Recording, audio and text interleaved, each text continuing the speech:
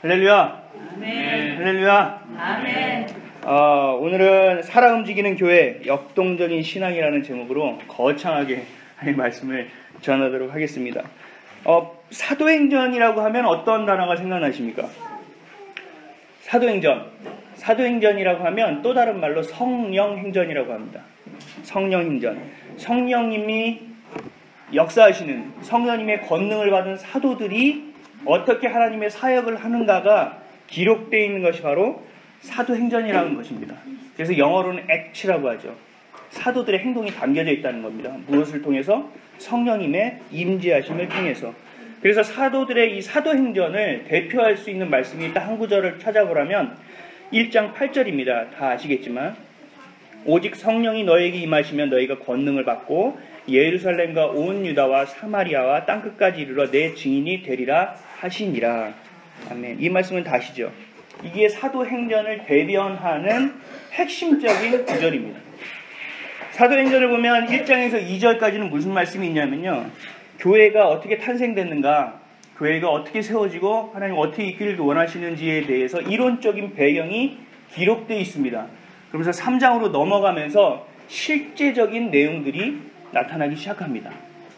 사도행전 3장의 그 실제적인 내용들, 이론과 배경을 설명하며 첫 음으로 사역하신, 행하신, 성령님이 행하신 일이 바로 무엇이냐면 오늘 읽은 본문입니다.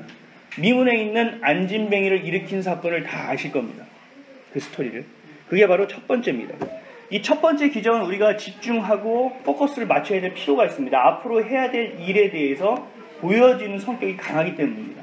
어떤 일들을 내가 행할 것이다 라고, 사도행전 가운데 어떤 일을 행할 것이라고 보여주는 것이 바로 첫 번째 기적입니다.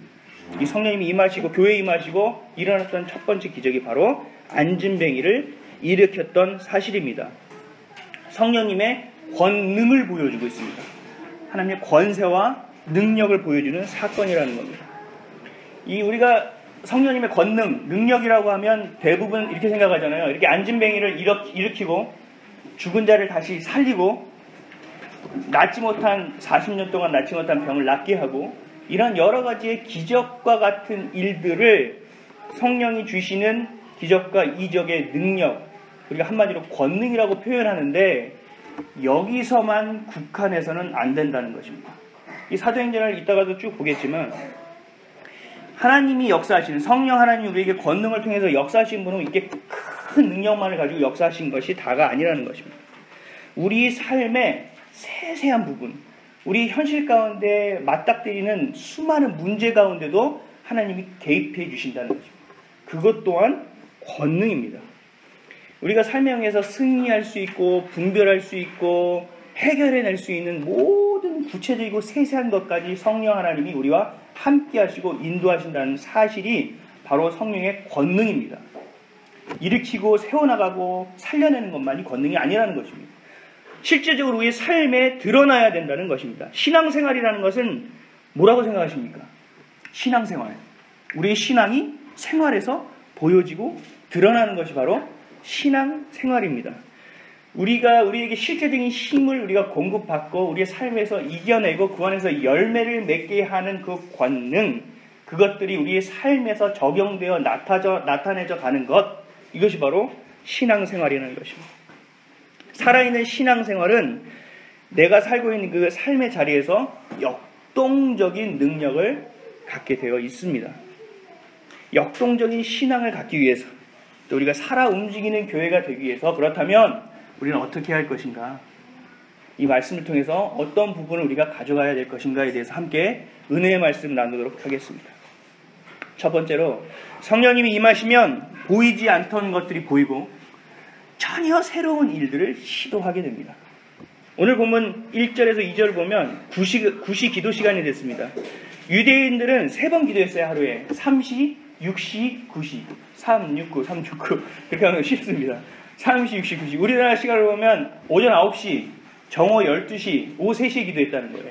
지금 9시에 요한과 베드로와 요한이 기도하러 성전에 올라가고 있다는 겁니다. 기도 시간이 됐다는 거죠. 그래서 보면 안진뱅이가 혼자 못 가니까 다른 사람들이 매서 다시 성전 미문으로 나아가는 장면이 나옵니다. 너무 덥잖아요. 때양볕이잖아요. 근데 사람들이 제일 많이 오는 시간이잖아요. 때양볕을 피해 있다가 다시 제9시, 3시, 오후 3시 기도하는 시간이 되자 안진뱅이가 다시 나온 겁니다. 우리 이슬람 사람들은 기도 언제 하는지 아세요? 맨날 메카를 향해서 기도하잖아요. 그렇죠? 그렇죠. 그런 것 같죠. 그래서 5번을 합니다. 유대인보다 더 뜨겁죠. 제가 한번 봤는데 5번을 어떻게 했냐면요.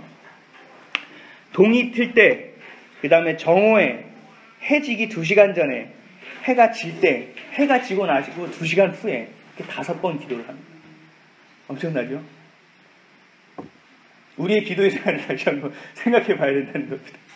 이렇게 유대인들은, 이슬람인들은 5번 했더니 유대인들은 3번 기도했어요. 그 중에 3번째, 하루의 마지막 기도를 하러 올라가는 겁니다. 그러니까 뭔가 마음을 다해서 기도하러 올라가는 거겠죠. 근데 중요한 건 여기서 봐야 될 건 뭐냐면요. 매일 3번의 기도가 있다는 거예요. 매일. 베드로와 요한이 성전에 올라가고 있어요. 그렇죠?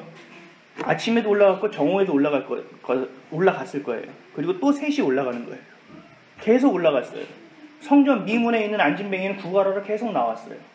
베드로와 요한은 매일 올라가면서 3번 올라가면서 그 안진뱅이를 많이 봤을 거예요. 많이 접했을 거예요. 어떻게 보면 얼굴도 알 수도 있을 거예요. 아니면 허물을 했을 수도 있어요. 아니면은 아유 예수 믿으세요 라고 전도를 했을 수도 있어요. 그 상황 우리가 모르니까. 근데 매일매일 만났다는 거죠. 사도가. 그런데 이날 많은 특별한 일이 벌어졌다는 겁니다. 4절을 보면요. 베드로가 요한과 더불어 주목하여 이르되 우리를 보라 합니다. 매일 지나가면서 봤던 사람한테 베드로가 갑자기 그날따라 안진뱅이에게 날 보라고 얘기해요. 그리고 그들이 그를 주목했어요. 그 사건이 있었다는 거예요. 성령 충만하게 되면, 성령님이 우리 가운데 임하게 되면 보이지 않던 것들이 보이게 됩니다. 우리가 일상적으로 지나갔던 일들에 대해서 이게 이거였어라고 깨닫게 되는 순간이 오게 됩니다. 그냥 우리가 삶에 있어서 책을 보고 느끼고 깨닫고 알고 감상에 젖어서 일어나는 일들이 아니라 성령님이 내게 임할 때 항상 봤지만 보지 못했던 것들이 눈이 열려지는 때가 있다라는 것입니다. 그리고 일상적인 가운데 전혀 새로운 시도를 하게 되는 역사가 일어나게 됩니다. 베드로와 요한은 성령이 충만해지자 맨날 지나치던 안진뱅이를 주목하게 됐고 또 그 마음을 넘어서서 이 사람을 일으켜야 되겠다는 마음을 먹게 된 겁니다. 그래서 외칩니다. 우리가 잘 아는 본문이죠. 6절, 7절, 8절 다 같이 한번 읽어볼까요? 6, 7, 8절 시작. 베드로가 가로되 은과 금은 내게 없거니와 내게 있는 것으로 내게 주노니 곧 나사렛 예수 그리스도의 이름으로 걸으라 하고 으로 잡아 일으키니 발과 발목이 곧 힘을 얻고 뛰어서서 걸으며 그들과 함께 성전으로 들어가면서 걷기도 하고 뛰기도 하며 하나님을 찬미하니 아멘. 성령님이 교회를 세우시고 교회에 임하시고 나서 첫 번째 사건입니다. 지금 첫 번째 사건. 기적이 일어나는 순간입니다. 베드로는 성령님이 임하자 보이지 않던 것들이 보였고 하지 않았던 일을 행하게 된다는 것입니다. 성령님이 임하시면 그러한 능동적이고 창조적인 일들이 일어나게 된다는 겁니다. 성령님이 우리 가운데 임하시면 우리가 안주할 수 없게 돼요. 계속적으로 무언가 시도하게 돼요. 무언가 열정적으로 노력하게 돼요. 계속 무언가를 하게 돼요.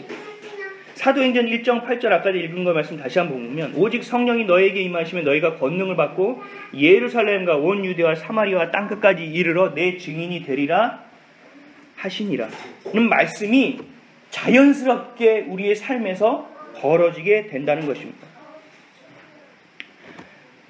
성령이 임하면 새로운 사건이 일어나죠. 베드로가 사도행전 10장을 말씀을 한번 보면 10장. 베드로는요 특이하게 유대인에게만 이렇게 전도를 많이 하려고 그랬어요. 그래서 유대인들 안에서 이방인과 밥 먹고 이야기하는 것들이 금지되어 있는 부분들이 있어요. 그래서 이방인과 같이 먹다가도 유대인 나오면 이방인하고 밥 먹던 거를 못 본 척하고 다시 유대인하고 와서 밥을 먹는 그런 행태도 베드로에게 보였고요. 그러니까 베드로는 항상 자신에게 준 그 바운더리 안에서 거하려고 했어요. 근데 10장을 보면 새로운 일이 시작됩니다. 환상 가운데 잘 아시는 이야기예요. 보자기가 내려왔어요. 근데 보자기 안에를 이렇게 보니까 유대인들이 더럽다고 생각해서 먹지 않는 짐승들이 들어있었어요. 근데 하나님이 먹으라고 했죠. 근데 베드로가 깜짝 놀라면서 이걸 내가 어떻게 먹습니까? 그 구절이 사도행전 10장에 나옵니다. 제가 14절 15절 말씀 한번 읽어볼게요. 베드로가 가로되 주여 그럴 수 없나이다. 속되고 깨끗지 아니한 물건을 내가 언제든지 먹지 아니하였삼나이다 한데, 그랬더니 하나님 말씀하십니다. 또 두 번째 소리가 있을 때 하나님께서 깨끗게 하신 것을 네가 속되다 하지 말라 하더라. 아멘. 베드로가 생각했던 바운더리 하나님이 깨시는 겁니다. 성령님이 임하시면 그 바운더리의 뚝이 무너지게 돼 있습니다. 그러면서 이 다음 사건이 뭐냐면, 하나님이, 성령님이 베드로를 역사에서 누굴 만나게 하냐면 이방인 고넬료를 만나게 하는 장면이 바로 다음에 나옵니다. 성령님이 이처럼 늘 새로운 걸 시도하게 만드세요. 성령님이 임하시면 늘 보지 않던 것을 보고 다시 한번 새로운 것들을 시도하게 합니다. 요즘 청년들은 꿈을 꾸기보다는요, 겁을 먼저 배웁니다. 그죠? 두려움을 먼저 배웁니다. 실패를 먼저 배웁니다. 그래서 꿈을 먼저 꾸고 나서 겪어야 될 것들을 미리 알고 두려워서 겁나서 꿈을 꾸지 못하는 것들이 바로 이 청년들입니다. 따라서 청년들에겐 말씀이 들어가야 되고 청년들이 성령이 임하는 역사를 자기가 체험해 봐야 됩니다. 능동적으로 하나님 내게 주신 것이 무엇인지 찾아가고 뚫어보고 아무도 안 된다는 것들을 해보고 하는 것들이 능동적으로 계속적으로 이루어지게 되어 있습니다. 성령님이 임하지 않으면 새로운 시도를 하지 않고 새로운 것들을 볼 수가 없다는 것입니다. 내 환경에서 계속 얽매이는 삶을 살아갈 수밖에 없다는 것이죠. 빌립보서 4장 13절 말씀에 내게 능력 주신 자 안에서 내가 모든 것을 할 수 있느니라. 아멘. 성령님이 임한 사람만이 고백할 수 있는 내용이고, 성령님이 우리 가운데 임한 사람만이, 그것을 체험한 사람만이 이 말씀을 가지고 세상 가운데 뚫고 나갈 수 있는 힘과 능력이 생길 수 있다라는 것입니다. 적극적이고 긍정적인 삶을 살아갈 수 있다는 얘기입니다. 성전 미문에 매일매일 3번씩 봤던, 미문에 앉아있던 안진뱅이, 성령님이 임하자 베드로와 요한은 그들을 일으켜야겠다는 마음을, 또 그들을 주목하게 됐다는 것.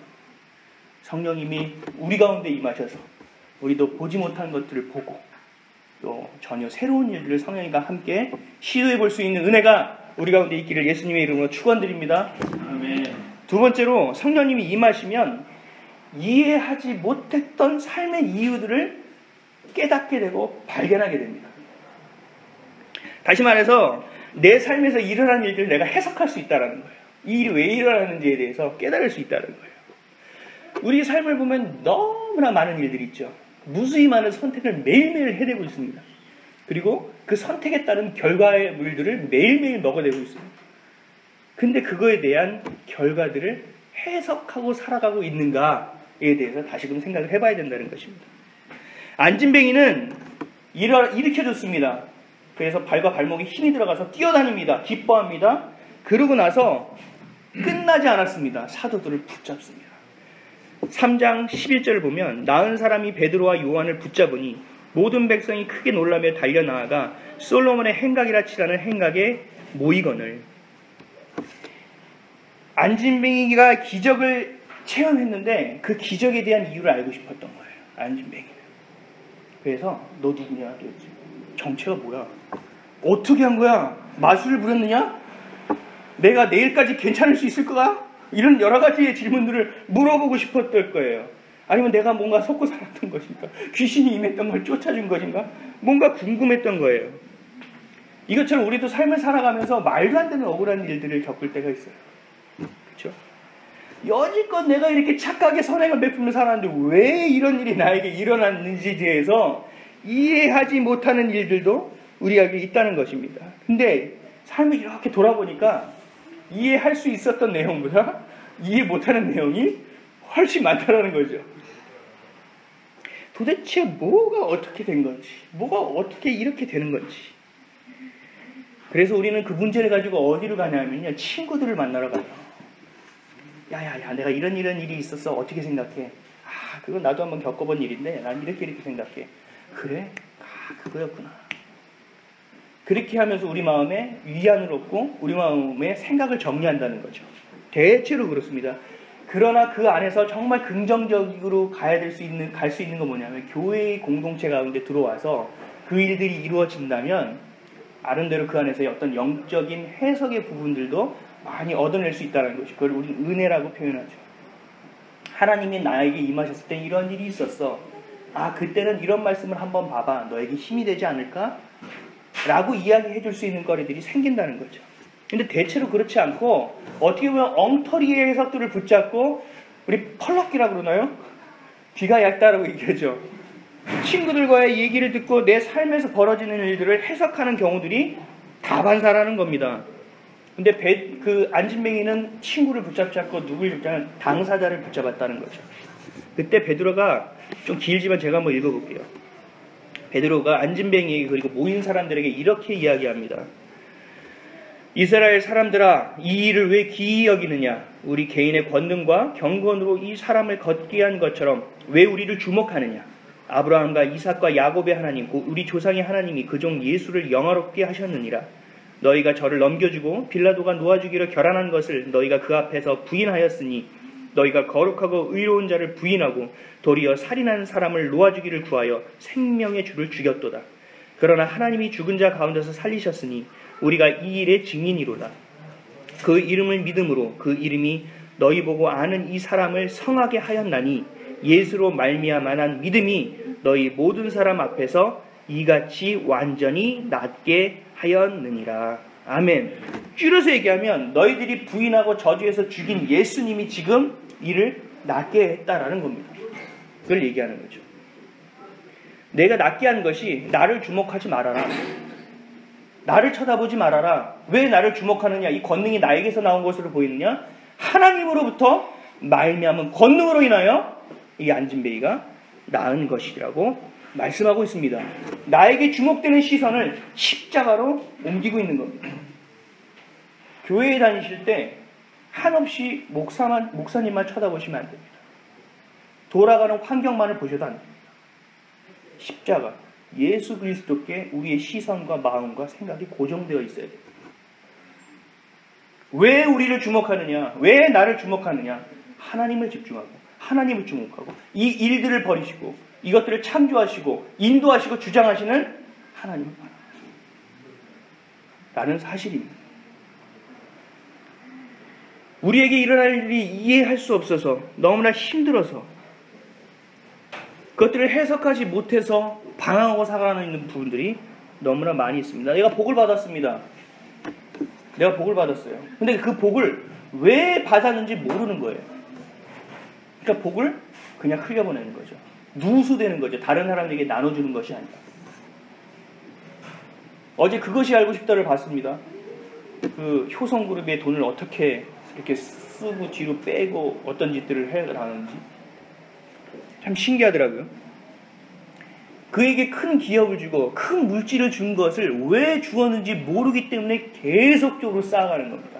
방법과 상황과 관계없이. 그렇죠? 내가 아픕니다. 내가 너무나 힘듭니다. 근데 그 아픔이 왜 아픈지를 모르기 때문에 그 아픔을 부여잡고 평생을 살아가는 거예요. 평생을 아파하는 거예요. 성령님이 내게 임하시면 그 아픔의 이유를 발견할 수 있고 내게 복을 주신 이유를 발견할 수 있다는 사실입니다. 아멘이십니까? 내가 일어나는 이 모든 사건에 대해서 기도하고 무릎 꿇고 하나님 말씀을 보면서 그것을 해석해 낼 수 있는 능력이 내가 가지고 있어야 된다는 사실이에요. 성령님이 우리에게 말씀을 해석해 주셔야 된다는 겁니다. 우리의 삶을 해석해 주셔야 됩니다. 그 아프리카의 어떤 분은 그 정령신앙을 가시는 분은 기도하면 무조건 비가 온다고 하죠. 무조건 비가 온답니다. 가뭄이 들었을 때 기도하면. 대단한 영빨을 가지고 있죠. 근데 알고 보면 영빨이 아닙니다. 끈기입니다. 비가 올 때까지 기도한다고 합니다. 우리가 배워야 될 게 있어요. 해석이 안 되면 해석이 될 때까지 물고 늘어져야 된다. 저는 하나님께 기도할 때 어떻게 보면 굉장히 때를 쓸 때가 많아요. 그리고 화낼 때도 굉장히 많아요. 마지막에 꼭 얘기합니다. 어머니랑 아버지랑 싸웠다가 나중에 죄송합니다 어머니 하는 것처럼 마지막에 얘기를 합니다. 왜 나에게 이런 일을 벌이게 하셨습니까? 내가 이거 너무 힘든데 왜 이런 일을 나에게 주셨습니까? 지금 나에게 이게 필요합니까? 하나님 좀 생각 좀 해보십시오. 난 모르겠으니까 말씀을 주시든지요. 저는 답답해서 그걸 잘 못 넘어가거든요. 끝까지 하나님하고 붙들고 늘어지거든요. 그 부분에 대해서. 그냥 인생에서 손해보면 그냥 손해보고 말인데 제 삶에서 본질적인 부분은 끝까지 물고 늘어지는 경향이 있습니다. 계속적으로 교제하는 겁니다. 계속적으로 기도하는 겁니다. 그러면서 성령이 충만해지는 삶을 살아가는 거죠. 성령이 충만해진다는 것은 뭐냐면 한마디로 아주 쉽게 정의하면 내 생각대로 살아간다는 게 아니에요. 이 생각의 주머니 가운데 내 생각이 들어가 있는 것이 아니라 하나님의 생각, 예수 그리스도의 생각이, 성령의 생각이 우리 안에 들어차 있는 것이 성령 충만이라는 거예요. 그러려면 내 생각과 내 마음이 뭘로 채워져야 되겠습니까? 말씀으로 채워져야 되고 항상 끊임없이 기도하며 교제할 수밖에 없다는 거예요. 조금만 틈이 나면 귀신이 귀신같이 알고 그 틈으로 들어옵니다. 그렇죠? 그렇기 때문에 우리는 성령 충만해야 됩니다. 내 삶의 방향과 목적이 분명하게 확신 있게 살아가는 것들이 계속적으로 벌어진다는 것을 나중에 깨닫게 되십니다. 이 일이 일어나는 것이 왜? 이것은 나한테 왜? 라는 것들이 다다다다다 연결이 돼서 한 줄로 이끌어 가시고 어떠한 목적을 이끌어 가지는 부분에 대해서 내가 깨닫게 되는 순간이 옵니다. 그래서 하나하나의 사건을 해결할 수 있는 것들이 굉장히 쉬워집니다. 공부해 보셨잖아요, 다. 그렇죠? 공부하시다가 계속 하다 보면 속도라는 게 붙어요. 그렇죠? 속도라는 게 붙더라고요. 제가 영어 공부가 굉장히 안 됐었어요. 수능 공부할 때. 또 자랑처럼 보이시는데 너무 안 돼서 독해집을 계속 풀었어요. 3권, 4권을 그냥 며칠 동안 풀었어요. 그때 나중에 이렇게 그냥 보기만 해도 그냥 한글로 생각하기보다 그냥 막 이렇게 되더라고요. 신기하더라고요. 그러다가 너무 잘 되니까 손을 놨어요. 내가 부족하니까 수학을 좀 더 해야 되겠어. 나름 만족하고 수학 공부를 했어요. 또 열심히 하는데 수학이 안 하다가 시험을 봤는데 영어 성적이 엉망으로 된 거예요. 이게 뭐야? 그래서 다시 영어 공부했더니 예전처럼 또 안 해. 다시 처음부터 해야 되는 거예요. 1부터 시작을 안 해도 2부터 시작하더라도 10의 관점에서 봤을 때는 굉장히 낮은 층이잖아요. 똑같습니다. 기도하고 교제하고 성령 충만해서 가면 탄력을 받고 힘을 받고 쭉 갈 수 있고 그 일들이 전체적으로 통으로 해석되어질 수 있는데 우리가 자꾸 어떤 부분에서 자꾸 놓게 되는 거죠. 자꾸 끊게 되는 거죠. 그 일들이 발생하면 다시 시작해야 되는 거예요. 너무 어려운 거죠. 똑같습니다. 모든 것은. 하나님 그렇게 시스템을 만들어 놓으실 때 어쩔 수 없어요. 쉬운 대로 거둔다는 것이 얼마나 두려운 말씀인지 몰라요. 큰 텃밭을 하고 있지 않습니까? 텃밭? 매일 물을 주러 가잖아요. 매일 이걸 솎아내지 않고 보면요. 이게 계속적으로 이거를 딱 보지 않으면 안에서 어떻게 되는지 그 잡초들 얼마나 파고나오는지 대단합니다. 그것도 뽑으려면 비 올 때 해야 되나 봐요. 뚝뚝 끊어져가지고 다음에 가면 또 자라있고 계속적으로 뭔가 흘러가니까 이제는 텃밭 가는 것이 저희 집에 어떤 하나의 스케줄이 되었고 아이들과 비가 오면 제 둘째 딸이 그럽니다. 오늘 텃밭 안 가도 되네? 비가 오면 그래서 저희 첫째는 지나가면서 얘기합니다. 텃밭이랑 물을 오늘은 좀 일찍 줄까요? 어제는 어머니에게 애들을 좀 부탁하고 둘이 또 데이트하면서 갔다 왔어요. 짧은 시간이죠. 계속적으로 내 삶 안에 들어와서 집어넣어서 그것들을 돌릴 때와 가끔 끊을 때는 큰 차이가 있다는 것을 말씀드리는 거예요. 성령 충만하는 것, 내가 기도하는 것들이 여기서 끄집어내서 기도하는 것이 아니라 말씀 보는 것도 끄집어서 말씀을 보는 것이 아니라 내 안에서 계속적으로 돌아갈 수 있고 내 안에 모든 것들 가운데 기준점이 되고 매일 해야 될 것들로 자리 잡을 수 있도록 내 안에 심겨져야 된다는 말씀입니다. 그래야만 매일매일의 선택과 매일매일의 이유를 알 수 없는 문제들이 하나로 귀결되는 것들에 대해서 알 수 있고 깨닫게 되고 보지 못한 것들을 볼 수 있게 되고 그것을 보면 가만히 있을 수 없고 새로운 일을 또 행하게 된다는 사실입니다. 성령 충만함으로 우리의 삶의 이유를 발견하고 매일매일의 삶의 선택과 결과물들을 해석하며 우리가 주님이 주신 그 목적으로 향해 살아갈 수 있기를 예수님의 이름으로 축원드립니다. 기도하겠습니다. 주님 고맙습니다. 우리가 성령님이 이 땅에 임하시고 나서의 첫 기적을 바라봤습니다. 미문에 앉은 안전뱅이를 베드로와 요한이 일으켰습니다.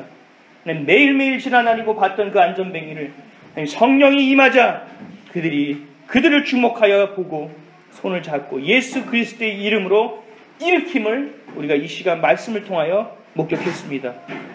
성령님 우리 가운데 임재하여 주시길 간절히 원합니다. 우리의 생각과 우리의 마음과 우리의 영 가운데 성령님 좌정하여 주시어서 우리가 주님의 것들을 보게 하시고 보지 못한 것들을 보게 하여 주시고 새로운 일들을 시도하게 하여 주시고 풀리지 않던 모든 문제들을 해석함으로 주님께 더욱더 충성된 삶을 살아낼 수 있기를 간절히 원하오니 주 우리를 붙잡아 주시고 충만케 채워 주시옵소서. 우리의 삶이 주께로 향할 수 있게 하여 주심을 믿사오며 길이요 진리요 생명 되신 예수님의 이름으로 기도했습니다. 아멘.